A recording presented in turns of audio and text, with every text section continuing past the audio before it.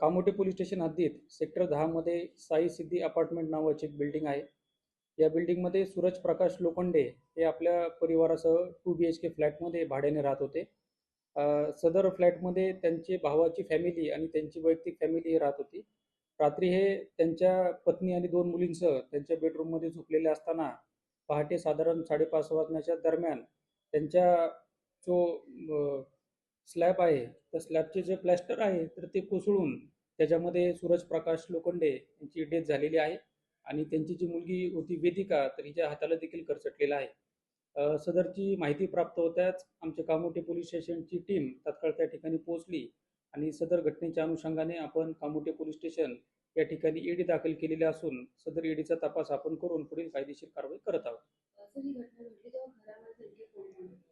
घरामध्ये यातील मयत जे सूरज प्रकाश लोखंडे आहेत तर त्यांची पत्नी, त्यांच्या 2 मुली, त्याच पद्धतीने त्यांचे जे भाऊ आहेत तर त्यांची फॅमिली, त्यांची आई आणि त्यांची बहीण अशा पद्धतीने घरामध्ये जवळपास 7 ते 8 लोक होते.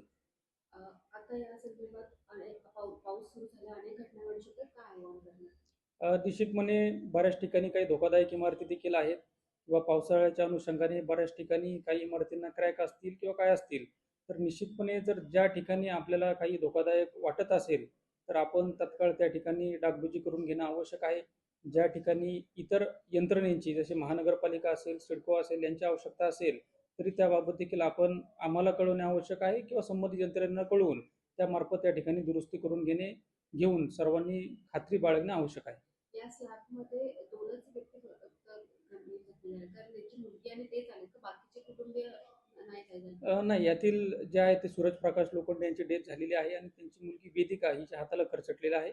बाकीची जी इतर त्या बेडरूममध्ये झोपलेली लोक होती तर ती सध्या सुरक्षित आहेत.